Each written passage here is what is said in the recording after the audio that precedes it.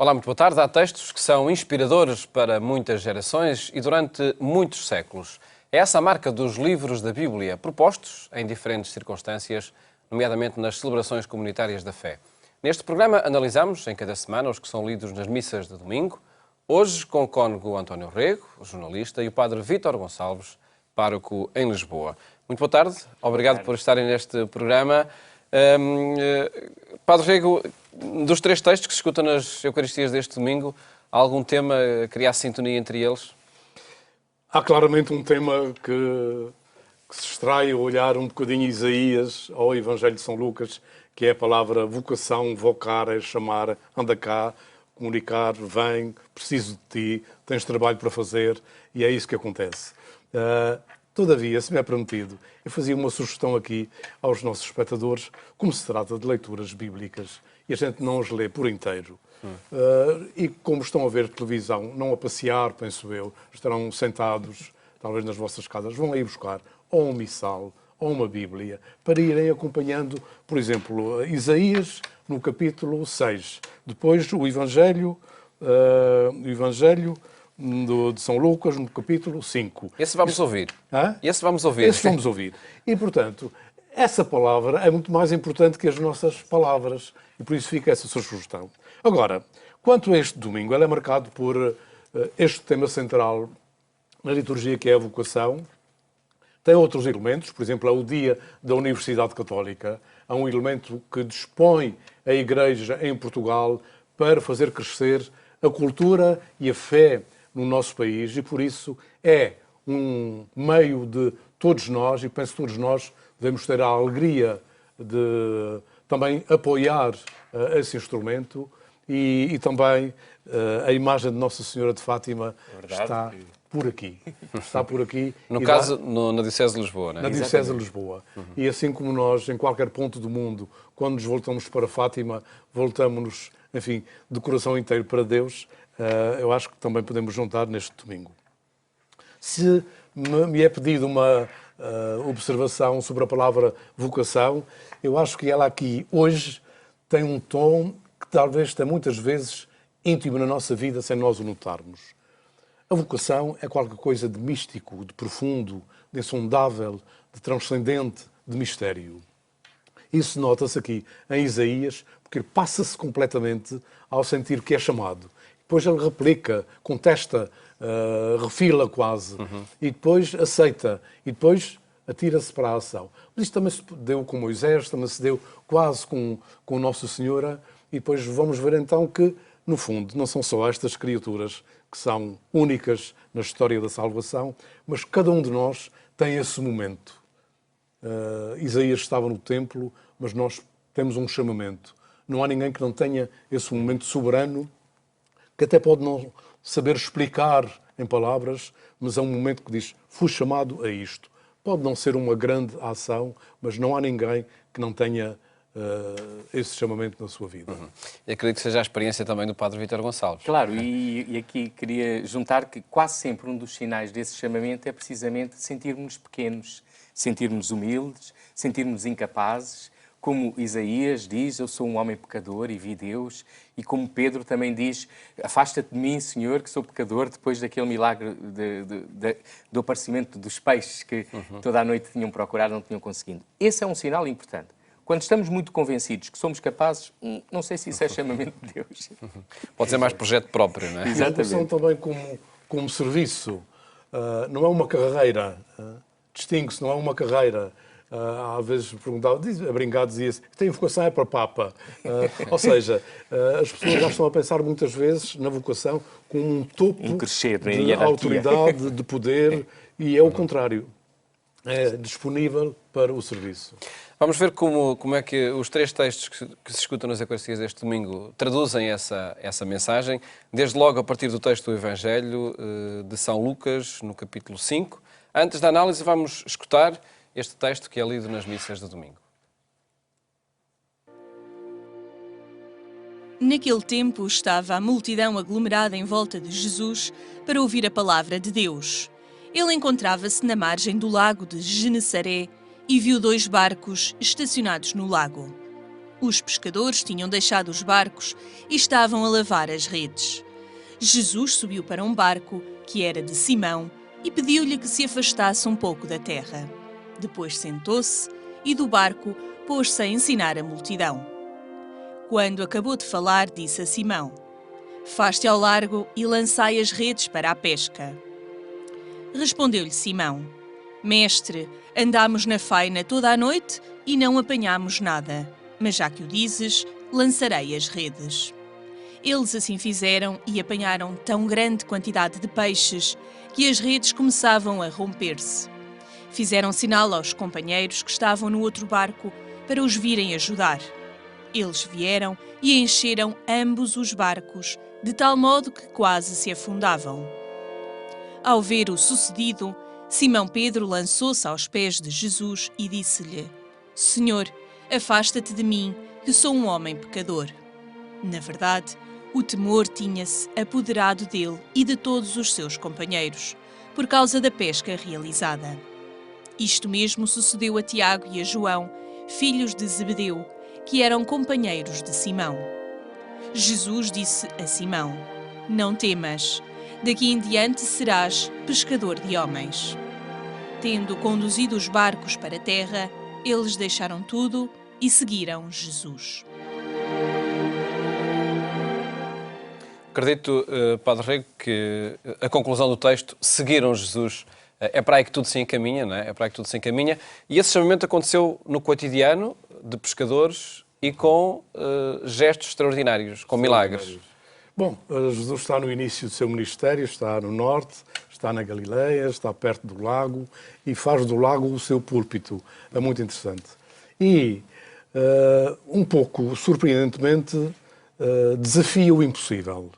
Quer dizer, gente experiente, tinha estado a trabalhar toda a noite e que não apanhou nada, vão para lá e vão pescar. E Pedro disse: "Isto não anda bom." Fica assim, atordoado, mas depois o reconhece com a pesca: "Afasta-te de mim que sou pecador."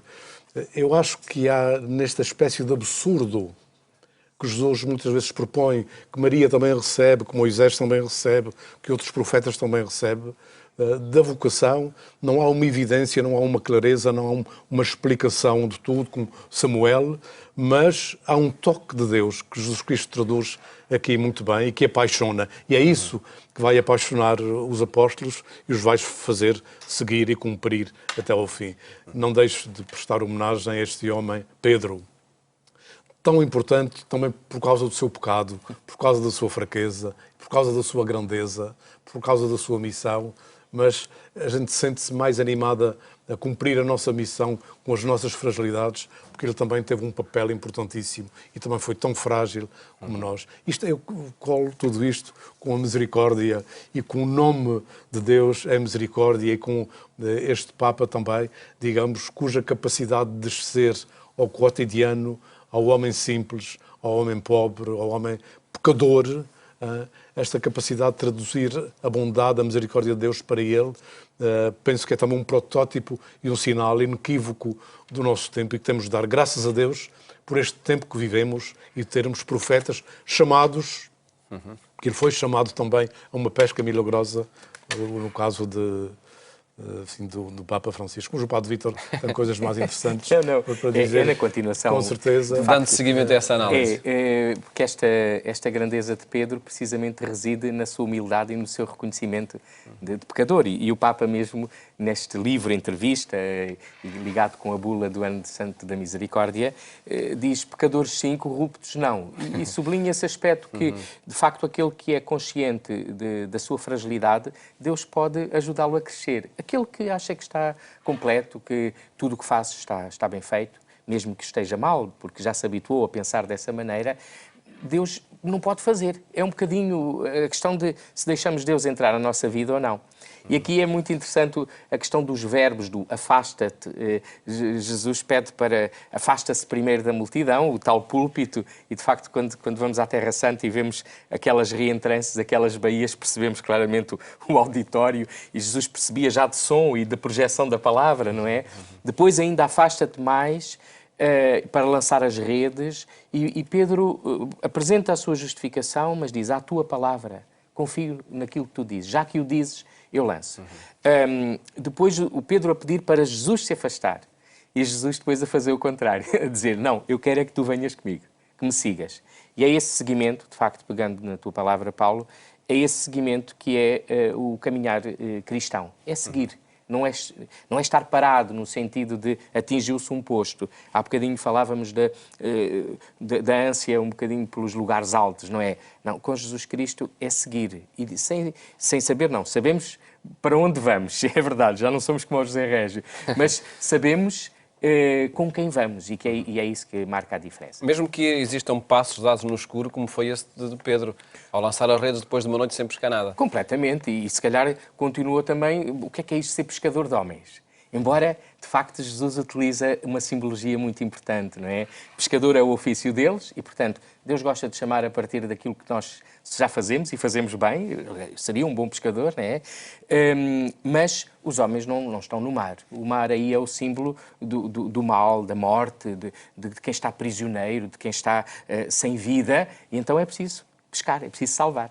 Se fosse possível, eu convidava uma visita interior de cada um a perguntar qual é a sua vocação.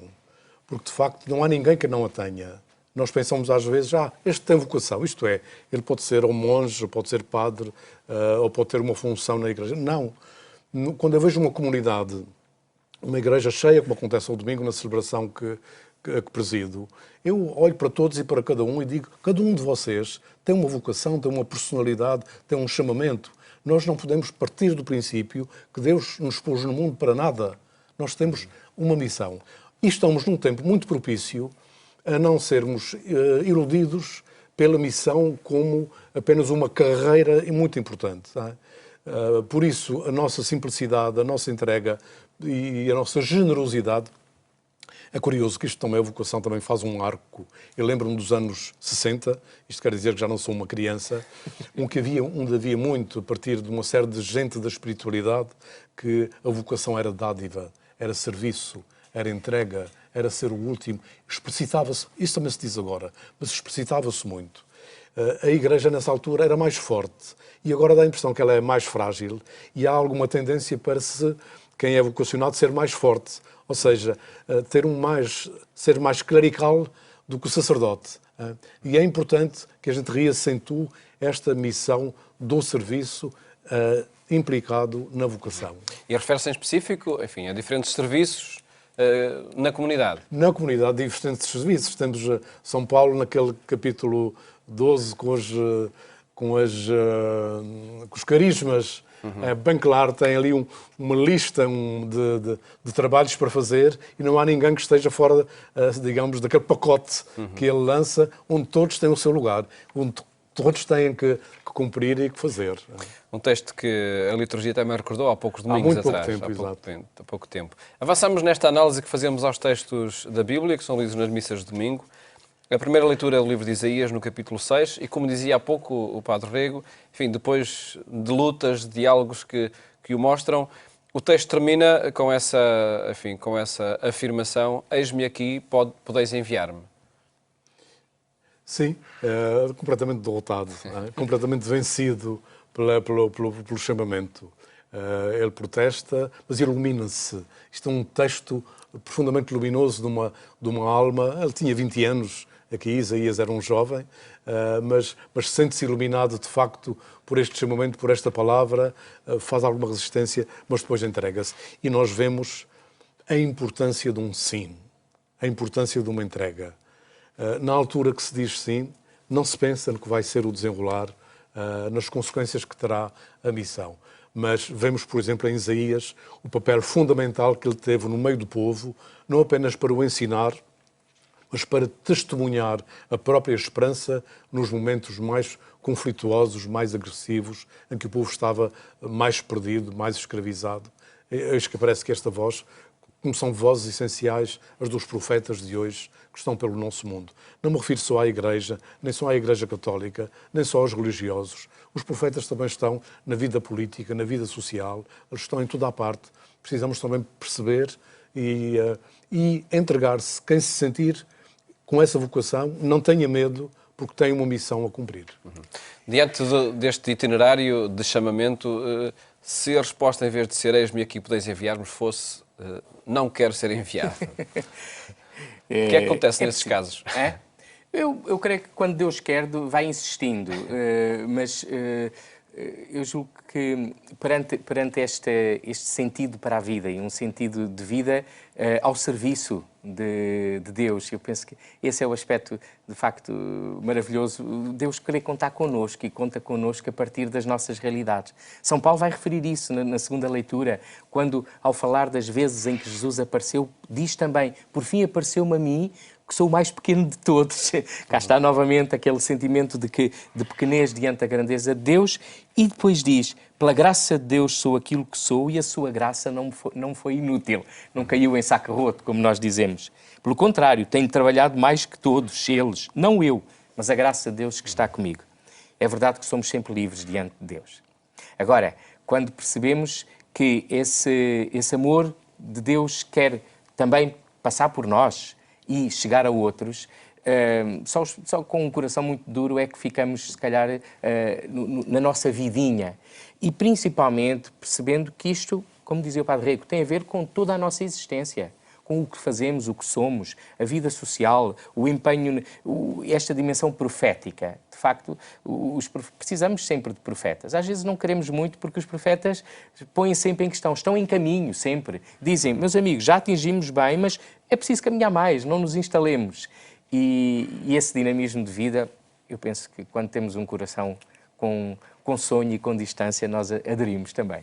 E só assim acredito que a vida possa fazer sentido. O Padre Vítor é um inspirador, ele vai falando e eu vou-me lembrando de imensas coisas. Estou a recordar-me de São Paulo, desta figura de São Paulo. Há um convertido, há um radical, era um perseguidor, torna-se um santo, depois está a ir a outro mundo, enquanto São Pedro está com os judeus, ele vai aos judeus, vai aos pagãos, e aqui nesta carta ele tenta fazer essa harmonização. Ou seja, tenta que ambos percebam que Jesus Cristo veio para todos. Isto é uma missão fantástica, ser capaz de estabelecer como apóstolo que ele é, este diálogo entre os dois mundos. Penso que às vezes nós também nos deparamos hoje com dois mundos, um mundo que já assumiu a fé, que já é cristão, e um mundo que a gente pode chamar, por comodidade, laico, distante, ou até agnóstico ou ateu. E nós precisamos de pontes que possam perceber que Deus pode estar muito mais do que parece dos dois lados. Que também aqueles que não sabem exprimir de uma forma arrumada a sua própria fé, precisam descobrir a sede de infinito que há dentro deles. E mesmo que não compreendam, é melhor até, às vezes, que não se compreendem. Santo Agostinho dizia que o mistério de Deus, se tu o compreendes, já não é Deus. Não é? Portanto, a gente explicar Deus demasiado não é nada de especial.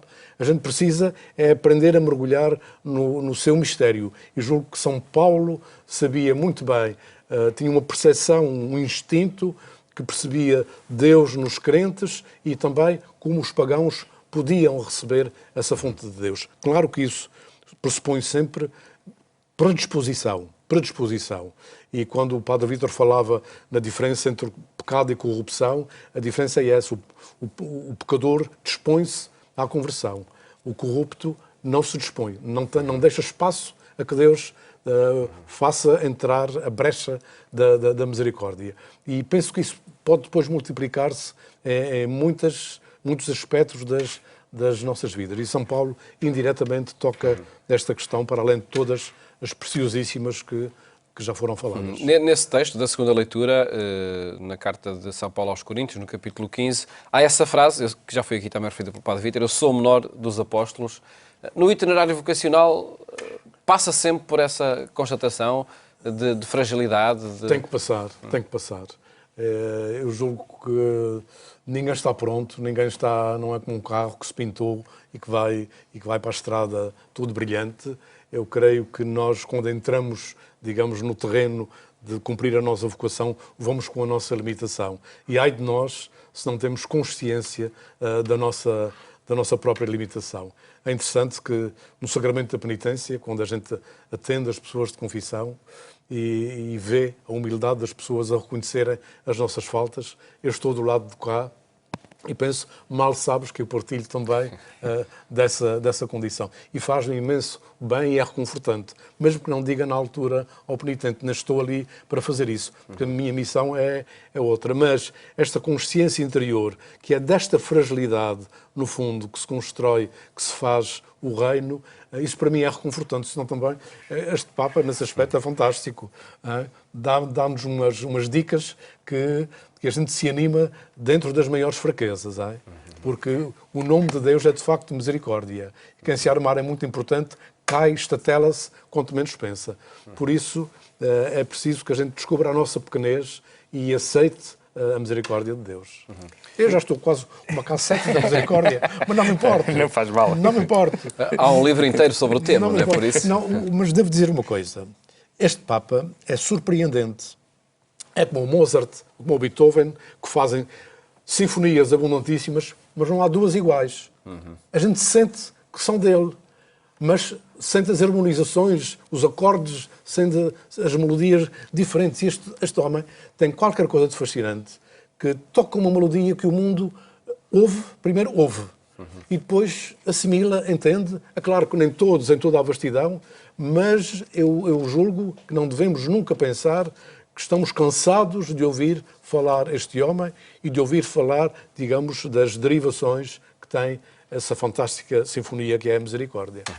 Padre Vítor, E creio que para concluir. o São Paulo aqui diz: transmito-vos aquilo que recebi, e no fundo mostra que há aqui um processo de entrega de testemunho. Este testemunho que o Papa muito tem dito: não podeis guardar este tesouro para vocês. Portanto, ir às periferias, ir a todos os sítios. E creio que isto ligado com o seguiram Jesus e também depois perceber que foram enviados por Jesus e somos enviados por Ele.